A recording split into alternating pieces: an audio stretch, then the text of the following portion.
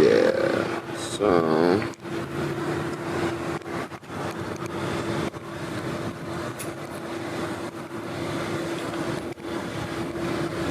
Yeah, this works. Alright. Sweet. Okay. You good? Yep. Give 3, 2, 1, start. Just say 3, 2, 1. You don't have to press anything. Okay. 3, 2, 1. Go. Good afternoon, I am KJ Kazama, and I'm here with none other than Tovan Anthony, the infamous Aeoxis. the infamous Aeoxis. He's going to be joining me for episode 4 of Operation Silver Bullet, the Sideshow Edition. But first, before I get into that, let's just clearly understand and elucidate that the opinions, views, comments here are not endorsed by the DoD or the Air Force or the Department of War or the Air Force at large. This is just one man who happens to be active duty shooting with another artist. That's all there is. And I want to thank you, whoever is watching, whenever and wherever you are, watching this with me. I am just one man with a camera who was just on leave and decided to just come out to Largo and film a little bit. I'm just one man doing this as a single lone operation. I'm doing this yo-yo ops. We call it, in our industry, we call it yo-yo ops, meaning you're on your own. But I want to introduce my guest, who is not just a martial artist, but he is a musical artist. He creates content and cocktails. He produces punches and he produces a podcast, representing the heart and soul of the DMV after recently completing his show at Songbird with his independent band. Aeoxis, yeah. Tovan, Aeoxis, Anthony. How you doing, man? I'm doing great. Yep. So, I followed you because of all the content that you create on YouTube, the AOT, you know, the introduction of all like the anime characters that you're doing as if you were fighting. You're a martial artist. I'm someone that got into it as well. But I want to hear your story. My story? Yes. It's a long story, but I'll keep it short. Yeah. You know, I've been a creator since I was young. And a lot of people ask me, like, what kind of got me onto, like, the train of content creation and all this stuff. I'm like, well, it's technically something I've been doing since high school. I just kind of upped the ante a little bit. Right. It's just I never really cared about the results. I just have an idea, say, okay, this is fun, cool, do it, bam, and then I just leave it alone, and I'm off to doing something else. Just average Gen Z, like when Instagram and Vine came out, like we just find new ways to create stuff. Yeah. Once Vine was a thing, it was just like, oh gosh, people are doing this, and that was like late middle of high school for you, right? Yeah. Because you know me, I'm of the generation where YouTube started. You know, so I'm like, okay, cool, but I just have so many interests and hobbies and stuff like that, and just now I'm just sharing it with people. Exactly. So you know, the introduction things that just comes from my nerd like fandom and whatnot. So the fighting, martial artist, my entire life, being a musician, that's a combination of everything, because everything influences my music, whether it's anime, whether it's martial arts, whether it's just growing up, life, anything, like influences my music. So yeah. And currently you've been doing a lot of work with your independent band. What's the story behind that? Oh man, it's just a result of my fandom. The guys that perform with me, Dante, he's a friend of mine. I met him as a coworker, but turns out he was the underclassman of a drummer that I had in another band. Right. Like they both went to Duke Ellington, so I was like, what? Okay, cool. So found out he played drums. I'm like, all right, let's do this. I had a drummer beforehand, and life just moves on that way. But you recently just did your show at Songbird. We were there for that. So any new gigs coming up, or like what's that been? The only gig I think we have coming up right now is in August. That's going to be with Awesome Ray with Hybrid, who just headlined Songbird. So I forget the date on that, and I'll get it to you soon. But yeah, that's in August. Right now, we're just kind of winging it. Yep. And so what's your primary instrument? My primary instrument is guitar. Okay. So bass or standard? Lead guitar, yeah. Okay, lead guitar. Okay. And what really got you into social media and content creation? Because like I've done just like a couple things here and there, but seeing a consistent series, like every week I would see like an AOT, like introducing your next fighter. So what got you into pursuing that? Because now you have a podcast, so I want to see like how one branch leads to another. Honestly, I just wanted to do things. I'll say the pandemic really kind of put that in place, because people couldn't go anywhere. Right. So I'm like, well, all right, I'll start a podcast. At that time, I had a podcast with a very funny comedian named Rhea Badu for a while. She's doing her thing. Shout out to her. And then from that, I just wanted to do more. I just had all these ideas that I've been writing for a long time, and I'm like, all right, let me put it on camera and let's see what happens. And then with the whole Let's Go T thing, that came from, it was a viral soundbite going around, and it was basically Michael Buffer introducing Pacquiao, but the whole tag everyone was using was when you didn't research your opponent, and they're like, oh god, this champion. I was like, and someone was like, you should do that. I was like, well, if I did it, I'm not going to do it like everyone else. Not an actual fighter. Yeah, I'm like, I'm not going to do it like everyone else. So I just made a funny Broly one, and they're like, yo, this is hilarious. And then I just started doing more and more, and then I was like, wait, I'm a storyteller. Yeah. Let me start adding more elements into this. Because the funny thing too, because like I hadn't seen a whole lot, was you would do the introduction, but like when you would list off their accolades, it would be like a guessing game of who the character was. So like I wouldn't look at the spoiler, I wouldn't look at anything else, and I'd be like, oh, like when you introduced Kenshin, I was like, oh, once I heard the Hitokiri Batosa, I was like, oh, he's talking about Kenshin. Yeah. It was go time, but yeah, no, it just became more and more fun. Like I want to make it obvious, but not obvious. Because with some people, like there was one character where you just saw the funniest one that confused the most people because it could have been almost anybody. Nope, not even that. It was Stone Cold Steve Austin. Okay. Because people thought I was talking about Homer Simpson. They thought I was talking about Peter Griffin. Because if you think about the descriptions, I was like, well, they're drunk. Yeah. They have committed all these what could be considered like heinous crimes. Like, and they just do wild stuff. And they're like, yo, is he talking about Homer? They heard the glass break. They're like, oh my God. Once I heard drunk, I was thinking Brad Long because I've been playing like a whole bunch of fighting Somebody games. said Jackie Chan because what did I say? Drunken Master. Yeah, I said Drunken Master, and they're like, okay, Jackie Chan. Nope.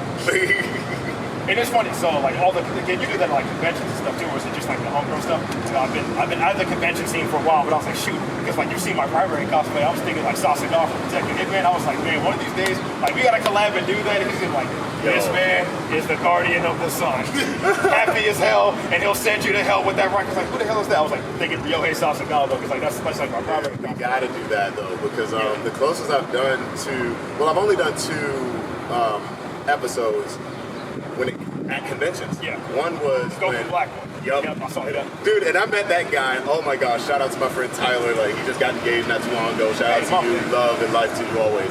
I met him the day before that happened. People think we planned that. No. For a minute, I'm like, no. I was walking, and it was some people that recognized me because of that stuff. And they're like, yo, that's so cool. I was like, dang, I didn't know people actually watched. And then I bumped into him. He was wearing a Laura Draken, a Green Ranger costume, and he said, "Oh, my bad. So when's your next episode?" I was like, what? I was like, T-minus now. I was like, yo, how? So like you ever seen like Soul Eater? Remember like when Mifune would have like that bucket full of swords, he would just like throw the swords in the air and be like, oh, this is an arena now. Okay, cool. Go down. Yeah, actually shoot. Because I heard something about like they were about to redo another iteration of Soul Eater. Really? Yeah. Because Fire Force is now in like the same universe as Soul Eater. Yeah. And then Soul Eater Not, which let's not talk about that. And then I was also hearing like, oh, they're gonna redo like they're gonna do like a remake of Soul Eater. Like I was just thinking of all the different ways that could go. But I mean it's just stuff like that. So that's like the convention experience, but you're also a mixologist now. How did you get into that? Well, I got into mixology because my father was a bartender for a long time. He refused to teach me. There's a story behind that, but yeah, I just because he turned into Rock Lee, he hit that Henny one time and the whole house. That's what it was. Oh yeah, but no, it was a couple of reasons why I got into it. One, I like just knowing how things are constructed in general. Yeah. So whether it's mixology, whether it's construction, whether it's building things, I don't.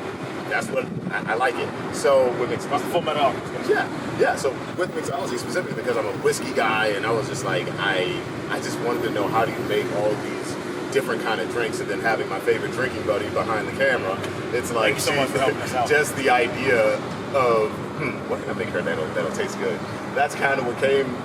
Me as a bushwhacker, I had a bushwhacker when I was out at the beach, and like those things will mess you up. Yeah. But like I also went to Las Vegas, and they have like the Sin City bartender, where like he makes like a lot of anime themed drinks or like video game themed drinks. Like it's like here's how you make a spirit bomb, you know, some curacao, some blue agave. I'm just like that sounds fun. Yeah, no, it's like crazy. And like the thing that actually inspired my my bartender series was, of course, like I said, I'm a storyteller, right? So I was like, let me add some comedy to this or whatever. But it was that one bartender from Japan, it's the bar Sentifola or something. He's just dapper as Is that the one in the suit, and then he has the sword, and then he spins the drink? Yes, dude. I was like, bro, that one drink will cost you about $400 just on presentation alone, because he just like does a fireball and just like lights it on fire and spins it in the front. There are people willing to spend $10,000 just to get him to bartend for a few minutes. I'm like, yo, hey, that's good branding right there. Good branding. He killed it. Exactly. And so what would you say is your most memorable podcast experience? What would you say is like the genre and theme for your podcasting? Because I'm doing more, like this, like the Side Shot series is going to be more independent. Yeah, it's going to be more independent. It's going to be just like artists like you and me who just grew up in the DMV, but I also had other conversations with like political figures, and we're talking about some real serious stuff, like you know, my background and what I'm dealing with. So I am just trying to be a man of many talents. What would you say is the genre or theme of your podcast? The genre or theme of my podcast right now, it's just more comedy. Yeah, it's a little bit of comedy, but it's mainly like conversational, because these days she and I get together every Monday, called it Mayhem Monday. Yep. We drink and we get to talking about anything, or like whether we did something over the weekend or current events, watch and react to things. Sometimes we play video games. Yeah. That's how it is now. It's like both like pop culture. Yeah. Because one thing it reminded me of was like, I don't know if you remember this, but you remember Dormtainment? Oh my God. I saw a couple of things. I was like, man, this reminds me of the Dormtainment days. I was Oh like, my gosh. man. I was talking about that with my boy Nick the other day. I miss those. Yeah, my buddy, I just went to see him last day. He's the one that put me on the Dormtainment. I was like, wow, it really seems like, because I lived in DMV most of my life, I was like, I still remember like the music, like the go-go that we did, you know, at Songbird, like all the type of comedy and shenanigans that we get to over here. I'm like, this, it still reminds me of home, and that's a really good thing, knowing that I've been, you know, away for about 10 years. But I always like coming back and seeing what people, artists or creators, and martial artists, because that was going to be my next question, because you're a part of the travel train teach. Yes. So could you explain what that is and how that works? Travel, train, teach, travel the world, train with the best teacher community. That is the name of the gym that Trademark. That was started by Ron Young II. He's the head coach. Jason Milton, Markel Brown, and Nick Brown. So they came together. They had this idea. They're basically the Royce Gracie family in the East Coast. That's essentially. Yeah, they had this idea. It's just that the moment they wanted to push it, the pandemic happened. So everything. So the travel part just went out the window. Yeah, it went out the window. So they were like, no, we're still going to do this. So they literally started doing training sessions in the parking lot at the University of Maryland College Park.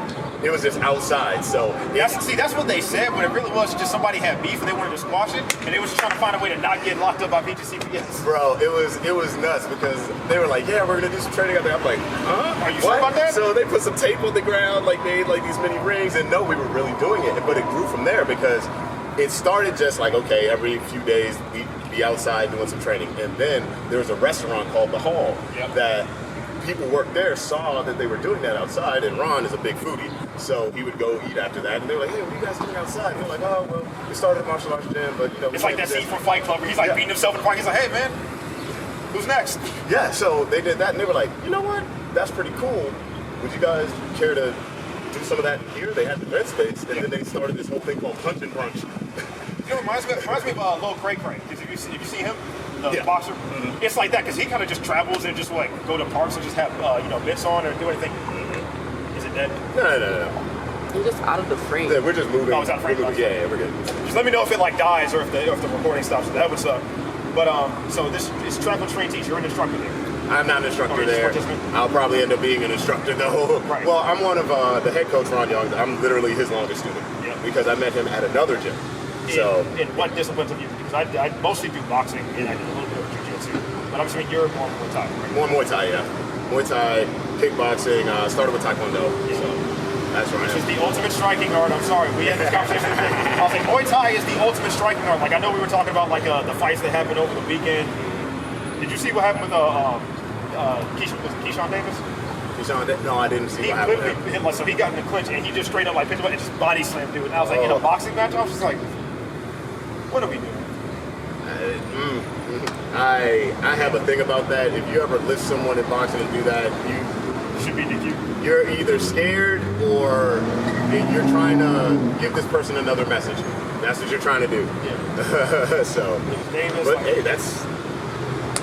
The Ronda Rousey fight was recently. We talked about all the 17 seconds. A lot of people on the internet are mad about that, but I was like, y'all got to look at how she used to win. How many of her fights went out of the first round? That's how she rose to fame before the whole King. And I said this when she lost to Holly Holm. That was the Kingslayer effect when she lost to Holly Holm, and then she did, the acting for, which I think is a fair thing because, like, look, the shelf life of an MMA fighter and a boxer, not very good. And, like, the long-term health complications, if you do that for a long time, like, that could be a problem. But I have no problem seeing her doing what she does, or anybody like the Misfits boxing, stuff like that. Like, I absolutely have no problem with that. But, no, I like it. I do. Like the Jake Paul thing, it's like, okay, like, I get it. Like, it's fun. It's fun. That's what the sport is supposed to be about. The truth is, it's putting eyes on boxing. Like, this is, like, okay, I'm not the biggest Jake Paul fan, but he makes good business decisions and he's doing the right things when it comes to these other fighters. Because some of these fighters that are on his undercard, you wouldn't know their names, and they're world champions. Like Tommy Fury. Exactly. Well, Tommy he's still a reality guy. Before that. Yeah. His now Tyson Fury, different. But like the women that he showcased, like you wouldn't know they were world champions 3-4 times over if they weren't on that card. So I'm just glad it's putting light on them. It's like one championship because I was watching that recently and it's like no one talks about like Angela Lee. We know about what happened with Victoria Lee, all that stuff. But I was like, people don't really know about like stuff like one championship. People don't know people but names like Rika Ishige or they know a little bit like about Chris Cyborg. But like seeing all these different aspects of the fighting disciplines in the entertainment sphere, like I have no problem with it. And I like seeing things like, travel train teaching you, you're not traveling as much. Where we have like these independent or these more localized like fighting tournaments. Because there was just one this weekend. What exactly was that one? Because I wanted to see it and I was just busy. What was the card that you just came off? Not you, but my trainer buddy, that was the MTAC. That was the Muay Thai Amateur Athletic Circuit. So that happens here every few months and whatnot. Because Muay Thai was legalized in Maryland like a year and a half ago. Yeah. MMA was legalized in Maryland before Muay Thai was, even though Muay Thai is an element of MMA. So, but you know what? That doesn't surprise me because what major theater or what major sports venue for combat sports is in Maryland?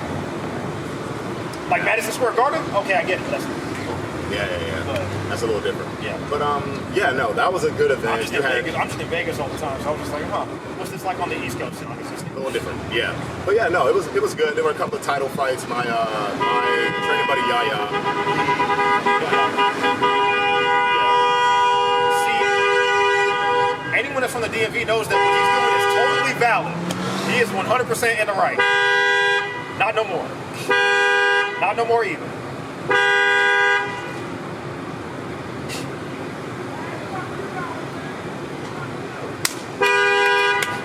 Bet you won't get out the car. We're keeping all this, by the way. We're keeping all of this. We are keeping all of that. That is funny. Yeah. Oh my gosh. Okay, but real quick, shout out to Yaya for winning because he won a title eliminator bout, so he is now going to be fighting for the title. That was cool. The rest of the event was freaking amazing. There was multiple title fights on the card, so it was a wonderful display of Muay Thai. Okay. And are you planning on keeping this as just a hobby, or is it something that you want to do professionally, or what's your ambition? I have no desire to do it professionally as a career move. I've competed a few times. I now have a record of 2-1. I fought my first national tournament in March, got silver. Worked out. That was fun. Shout out to Carl Angren. I hope I'm saying your last name correctly. Shout out to you guys in Rising Tide and Ben. That was a good battle, guys. That was a good battle. So. And final question, I asked this question for anyone. Plus or minus one thing that you added to your life or subtracted to your life that would increase your station in life, make you feel like a more well-rounded, complete, whole person. Anything aspirationally, what would it be? I know what mine is. I'm still working on it. Add to me or take away. Oh, goodness. Most people say that. That's much longer. Oh, man. I would say a house not next to anybody. That's fair, because look, the housing market out here is ridiculous, because I'm over here talking to some of my family, and they're just like, look, don't come out here. We're going to move to Ireland. That's what we're going to do. I know. But the economy out here is crazy. But no, thank you for taking the time out to talk to me, man. I always like seeing independent artists, independent creators. I follow you on different social media stuff, seeing like whether it's the cosplay stuff, the stuff on TikTok, which I don't really use. or anything that's like in the intersection of my interests, like interested in anime, interested in martial arts, stuff like that. I'm from the DMV. Anything where these things coalesce, one of the things I love to do whenever I'm home, the few times I am, is to get out and just sort of interact and network with people. So thank you for joining me for episode 4 of Operation Silver Bullet. This is going to be the Sidearm Sideshow Edition. Please keep doing stuff like this, I know. Please keep doing stuff like this. We can't move forward without these types of platforms. So Exactly. thank you. Appreciate it. All right, and scene.